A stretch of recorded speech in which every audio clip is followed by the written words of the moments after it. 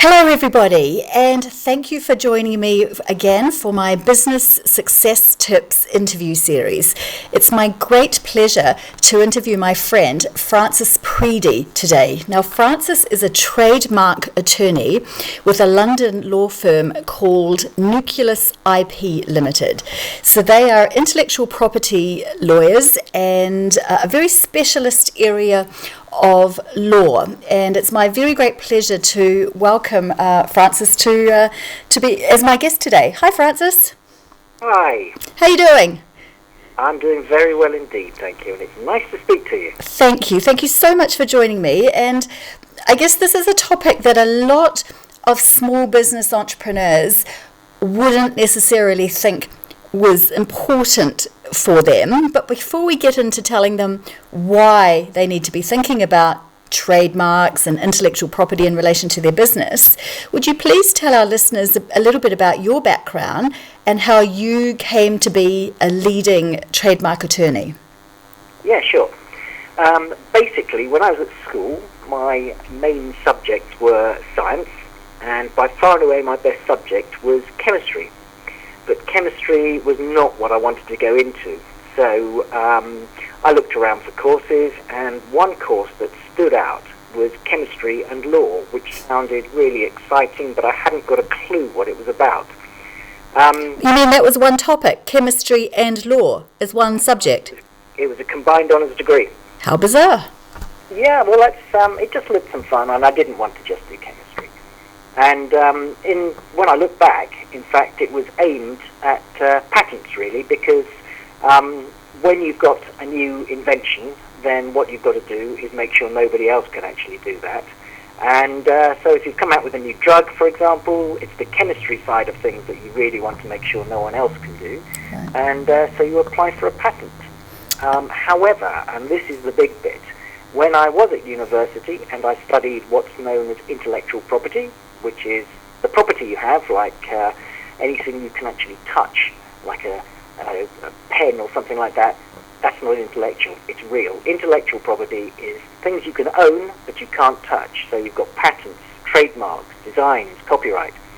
And my first term studying patents, I have never studied anything quite like it in my life, and I did not want to be a patent agent. My second term was trademarks, and that fascinated me because absolutely everything has a trademark, and the reason you go and buy something is because of what it's called.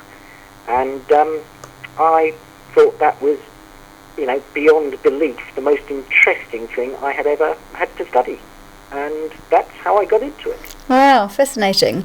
So would you tell me some of the names of the brands that you've worked with in this trademark intellectual property protection area? Right. Well, I have had an interesting background. When I finished university, I started in a very big, well-known firm of solicitors. And at the time, they were the only firm in London, in fact, in the whole of the United Kingdom, that had a trademarks department. And that was where I ended up, and I was dealing with a whole range of different clients. But they closed their department down, and other firms of solicitors opened theirs up, and I don't think that was anything to do with me. I just hope it wasn't. But anyway, I was working for a number of firms, but moved on to Shell. Shell Oil? Shell Petroleum. Petroleum, sorry, yes. Well, I say petroleum, but Shell, of course, they produce chemicals and a whole range of things like that. When I joined them, they were involved in not only chemicals and not only petroleum, but also, they had their own, woods and stuff like that to sell whatever they possibly could. It was anything to do in some way with what is carbon-based, they were involved in. And their carbon-based shows that I've got a chemical background. Mm. So what about some of the smaller brands that we might well know these days? Yeah, I was about to say that. That was when I was at Shell. Now, moving on from Shell to here at Nucleus IP, I work for individuals, I work for small businesses, but I also work for bigger companies such as PZ Cussons.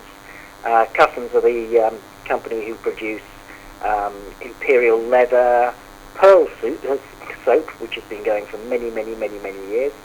And they also do morning light, various others. But in fact, the funny thing about them is that they actually trade in fridges and things like that in Africa. So they've got a wide range of goods. We also work for Toyota and also Cadbury Schweppes and a number of other major brands. But as I say, a lot of our work is for individuals. So you've worked with the very large brands, and I know that you work with very small brands and small businesses. Would you please tell the listeners why small businesses need to be thinking about trademarking their brands and their intellectual property? Yeah, sure. And I think it's probably more important to a small business than it probably is to a bigger business, because basically, if you use either the same or a similar trademark in relation to goods or services for which somebody else has got a registered right, then you will be infringing their rights and you could be sued. Now, if you are using a registered trademark, your own registered trademark, then you cannot be infringing somebody else's rights. So it is actually defensive to start with. Sure, if you get registered rights, you can sue somebody else for using your mark or a similar mark for similar goods or services for which you've registered yours. But actually, as a startup, you just don't want to be sued. You don't want to have to change your brand. You don't want to have to do anything like that. So be safe. Get your trademark registered.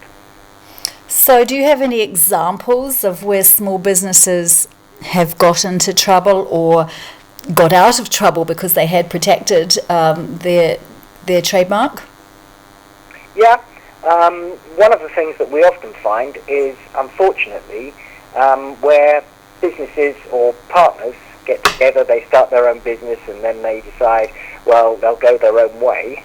But unfortunately, what they do is they decide to register the trademark that they chose in the first place.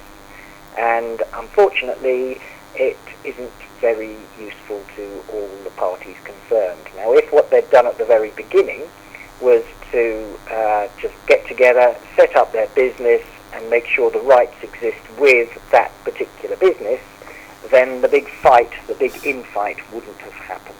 And we have encountered that a couple of times within the last couple of months, unfortunately. I remember when I was living in New Zealand, there was a very, very small business that called themselves after a very well-known London retail chain, Harrods. And Harrods came down like a ton of bricks on them, and they had to change their name. They hadn't been given any advice about this at all. It made the newspapers for quite a long period of time. Yeah, no, I can understand that. It's just very unfortunate that people don't get the information beforehand, because, to be honest with you, it's quite simple to pass on, and it makes sense when you actually take it on board. That's a prime example. Yes. What about personal trademarks? So a name, Adèle McLay, for instance, or Taylor Swift, or Ed Sheeran. Can one protect their name if they're in the public eye? Yeah. The point is that for registration, something has to be distinctive. So it just means that actually no one is going to choose that particular name, because it's just the automatic thing to do. So, for example, a John Smith would not be able to register that name automatically.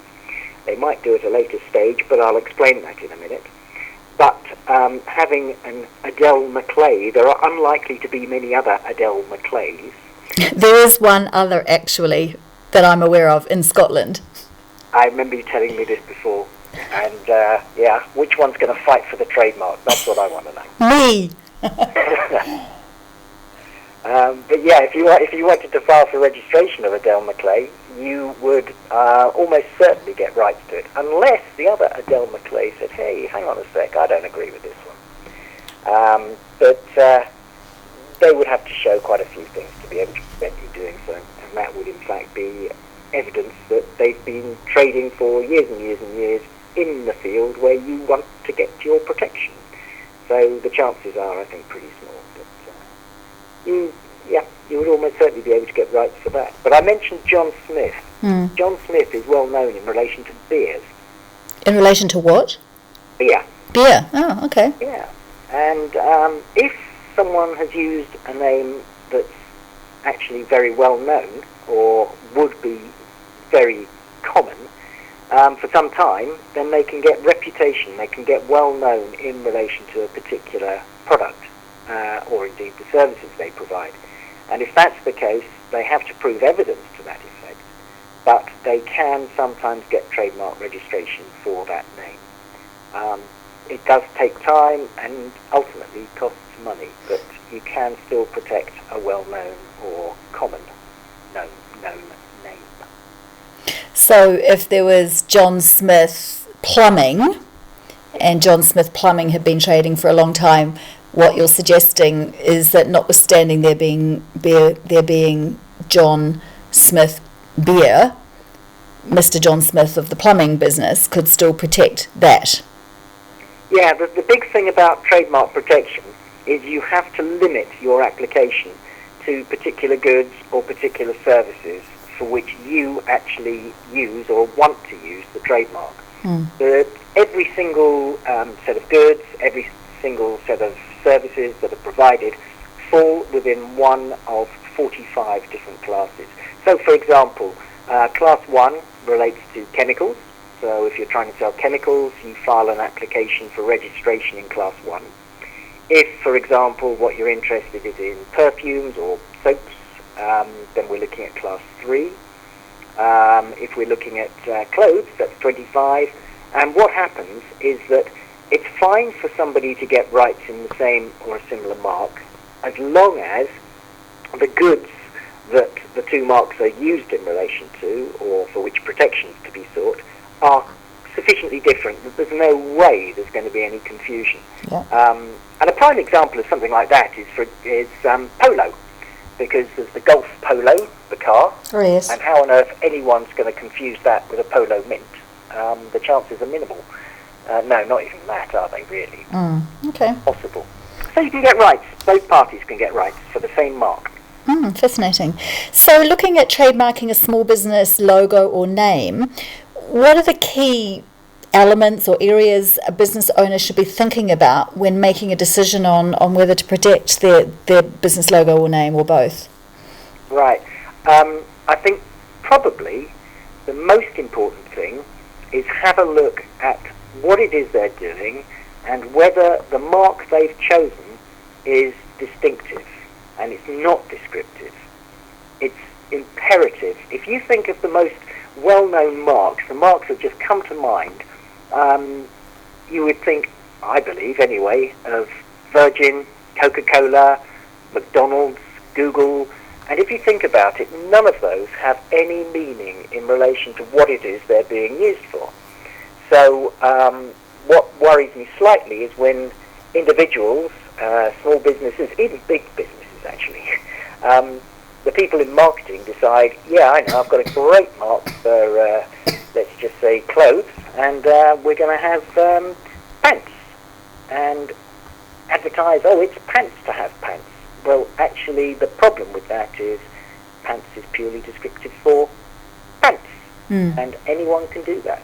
So, first of all, any business, think about your mark, because you really want to be able to get rights, so you get the mark registered, but that also means that if it's distinctive, and you've become quite well known, and people see that, if they try and copy it, it's very, very, very clear that somebody is trying to copy you, and therefore you can take action against them. Okay.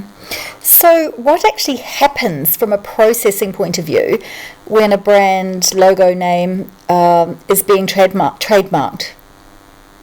Sure, right, okay.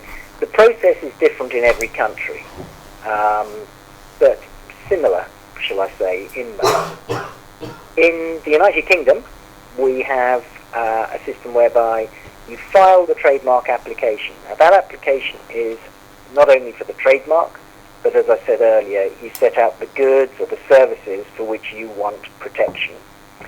And then you have to put in the correct details, obviously, about who is to be the owner, the proprietor of that trademark, and that goes to the Trademarks Registry together with the official fee. That official fee is dependent upon the number of classes which is or are to be covered. And I mentioned the classes earlier. So if we were going for example, chemicals and clothes, because they're so similar, that would be 2 classes, and you'd be paying for 2 different official sets of fees. But the first fee for the first class is much higher than for the subsequent classes, because in effect there's a one-off fee for filing and then the extras for each additional class. So once it's been filed, it's examined by the registry. They just look at it just to make sure you filed the application correctly, but also that the mark is not descriptive. And if it so happens that they think, no, it is descriptive, then they oppose, well, they raise objections, and you have the opportunity, or we have the opportunity to argue that with them. Otherwise, the mark is seen as sufficiently distinctive, and it gets advertised in a trademarks journal. That trademarks journal is open for absolutely anyone to see, and people have 2 months in the United Kingdom within which to oppose its registration if they have any concerns. Such concerns may be, for example, that other person's already got rights in that trademark or a similar mark, and they see there's going to be confusion in the marketplace. So they would oppose registration. But if there is no opposition, the mark goes through to registration. And in the UK, I should say it's about 4 months, assuming no objections are raised from start to finish. And your rights last for 10 years. There are no extra fees until the mark is due for renewal 10 years down the line. Okay. So, and is that a fairly similar process around the world, albeit you said they're slightly different according to the country you go to? Yeah, it's very similar in most countries. And also the advertising of the trademark in a trademarks journal, the opposition period varies from country to country, but generally I'd actually say it's 3 months. The UK, you can get an extra month extension just to be able to oppose if there is a possible problem. But yeah, I'd say it's a 3-month period in general, within which you can oppose it. But that's the basic system of how we get trademark protection, sure.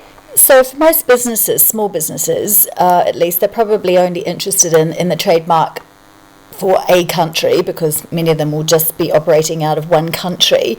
Is it very expensive to get the trademark for their logo or brand? No, I don't think it is, not at all. Certainly not through us. I also think that small businesses, what they want is a budget anyway, and what we do is we have a one-off fee for filing through to registration, absolutely all in unless objections are raised, but that we charge £570 for a single class. There are additional costs if there are additional classes, but we're talking only an extra £120 for an additional class. So it's 10 years protection for, well, £570, which with the VAT, the whole lot, totals £650. Right, okay. £5 a year. Means you're safe. Yeah. You're safe for that country, so the UK, right? So That's right. Yeah. So what happens if someone was operating in multiple countries? What would you do then? Right, you have a problem because it's first come, first served in most countries. So if someone were to decide, oh, hang on a sec, I like Adèle or McLay, that's a fantastic trademark, I'm going to choose it for Germany. So they can file for that and they could get registration. The only way you'd be able to prevent them from doing it is to show that actually you're well known in Germany. and I'm not going to question anything on that one. I'm sure you're well known for the services you provide worldwide. But yeah, otherwise they can get registered protection unless you have prior rights. Right. And if I, using the example of me, if I wanted to register in Germany or America or wherever, just as any business might, do I have to go to a trademark attorney in those countries, or can it be done by one trademark attorney in the country that I reside in and get them to deal with the world for me? There are different ways of getting your protection. Choosing the UK and Germany was probably quite a good idea, because actually there's not only national trademark registration, so separately for Germany, separately for the UK, but there's also a community trademark, which, perhaps not surprisingly, covers all 28 member states of the European Union.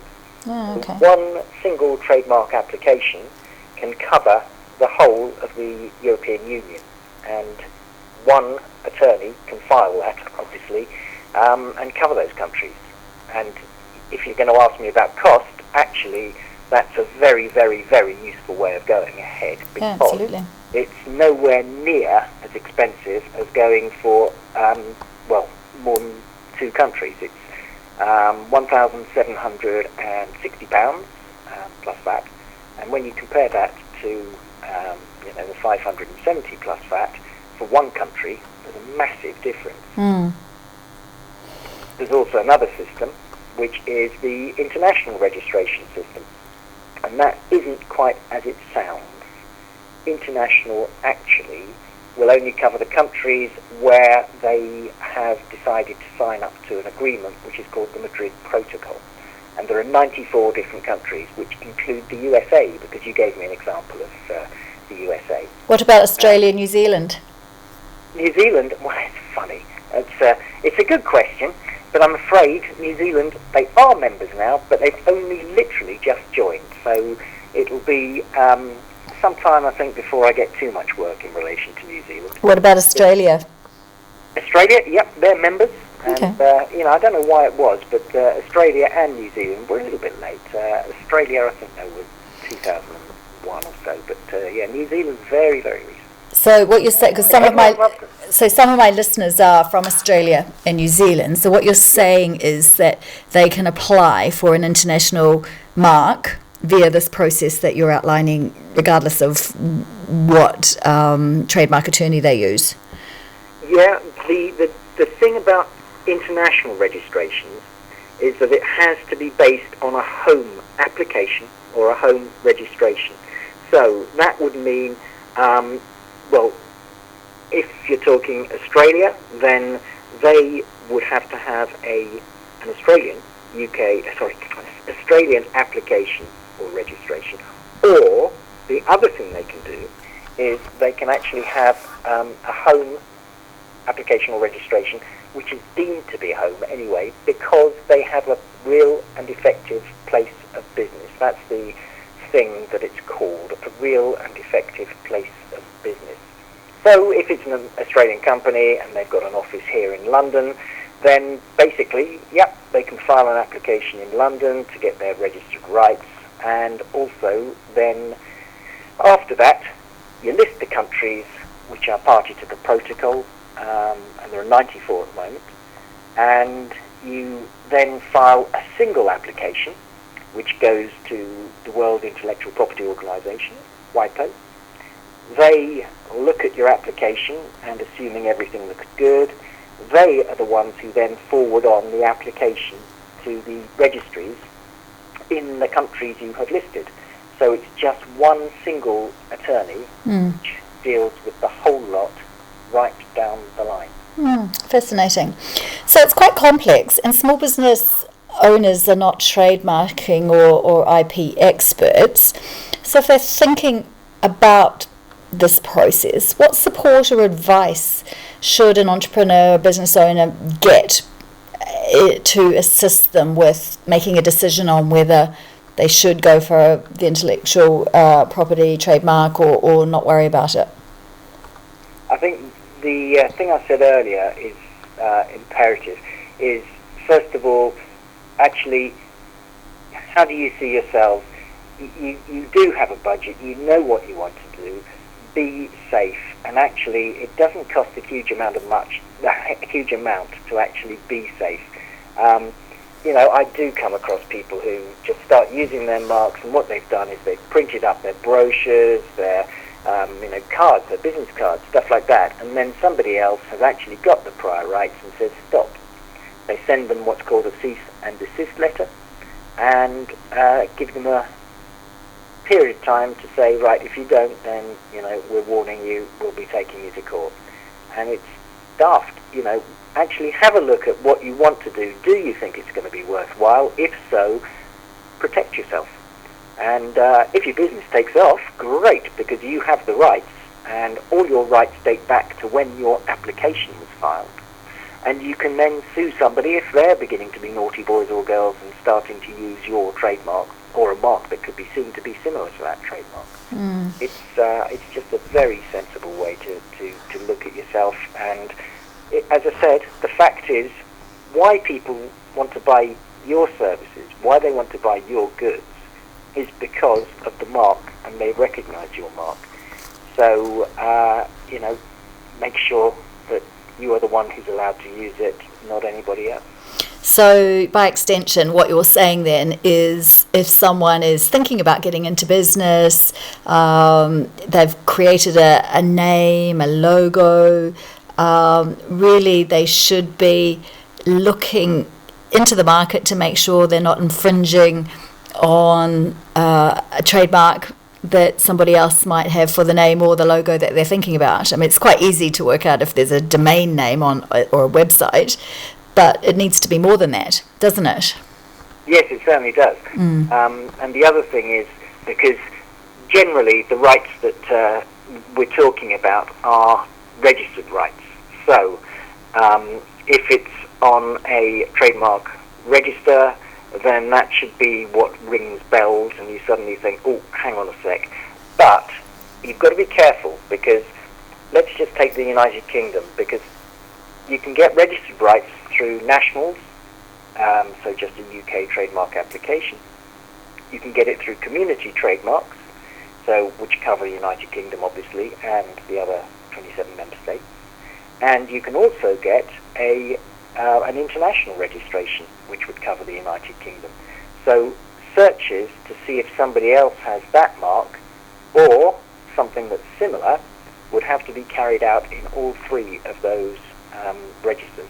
So it is you start that one again. You do have to be careful, and I mean, I would normally suggest that you approach a trademark attorney to say, help me please, can you just make sure that nobody else has the rights in this? Okay. So finally, what are your 3 best tips, your top tips for a person who wants to protect their name or is thinking about it, or a business owner who is thinking about these issues in relation to their brand or logo? What are the tips that you'd give them as they ponder this interview and these issues? Right. Actually, something I haven't mentioned yet, but I think is very important, is that people realise that a company name has nothing to do with a trademark. You can register a company name, but it doesn't even mean you can use that company name. You can just put it on various things for tax purposes. But if you are to register a company name such as, you mentioned Harrods earlier.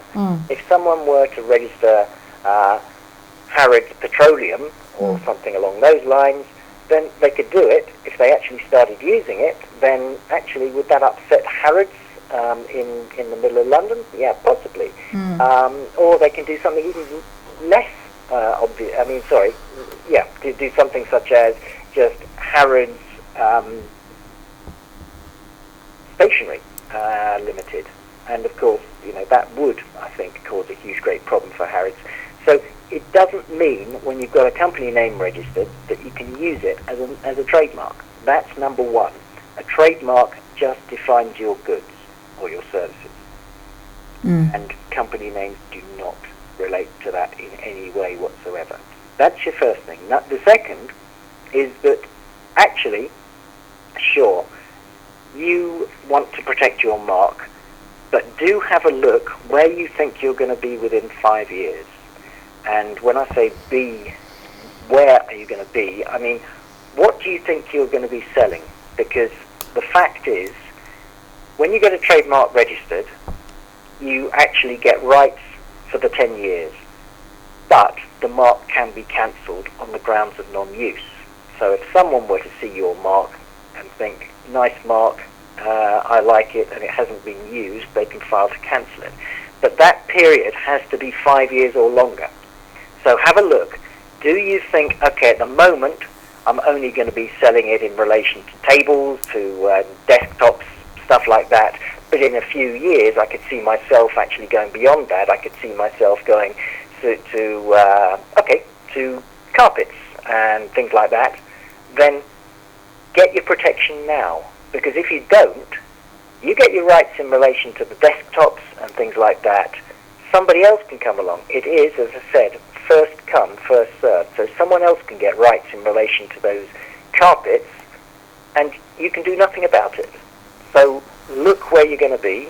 Do it for the next 5 year period, because no one can stop you. You can get your rights in relation to those carpets, and continue to make no use for substantial times, and no one can stop you.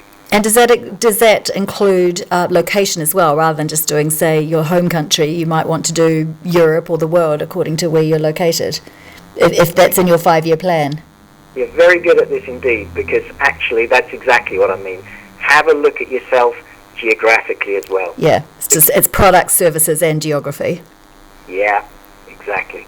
Because I mean, so I mentioned going for community trademarks. If you see yourself in the UK and the Republic of Ireland, then be serious. Have a look at a community trademark. It's cheaper to go for a community mark than it is to go for separate UK and Republic of Ireland trademark registrations. So, yeah, exactly that. Do have a look. You may go beyond the European Union. You might be, going to the States. You mentioned them earlier. Do have a think. Brilliant. And your third tip? Well, actually, I suppose this is going back to the very, very crux of the matter. Is your mark distinctive? Because if it isn't, you're not really going to get particularly great rights. Somebody else, I'll tell you one final little story which I think is funny, and if you don't, I'm sorry. I'll laugh anyway. Yeah, good. You got a good start there. I like it. Many, many moons ago, EasyJet and Ryanair, and they started those businesses which meant that you could just jump on a plane for next to nothing, and you got next to nothing, but you flew from A to B. Now, British Airways decided that actually they liked the idea of this, and they ought to get involved. So they spent millions to actually choose their trademark. And what they chose was Go. Now, I doubt many of you actually have heard of Go Airlines. And the reason for that is because they stopped using it within a very short space of time. Anyone can use a word in a descriptive way. So, EasyJet, Ryanair, they could say, go with Ryanair, or go with EasyJet. The mark, exactly, I'm glad you laughed. Poor old British Airways, they've mucked it up, huh? Yep, and it's just so simple to do. People do think, oh great, here's a mark, it's short, sharp, to the point. Yeah, it may be short and sharp to the point, but actually, I think I'd have preferred to choose Virgin Airways than Go. Fascinating. Really, really interesting, Francis. I thank you very much for taking the time to talk to me today and to provide the information to my listeners. It's a really important topic for small businesses and small business entrepreneurs, which is why I've asked you to come and talk to me, and I hope that you've provided lots of food for thought to the listeners who are thinking about their business, their trademarks and their logos. I hope so. It's been really nice talking to you. I always enjoy having a chat with you. Lovely. Well, we'll be no doubt seeing each other again very soon. Yeah, definitely. Okay, thank you. Bye. Bye.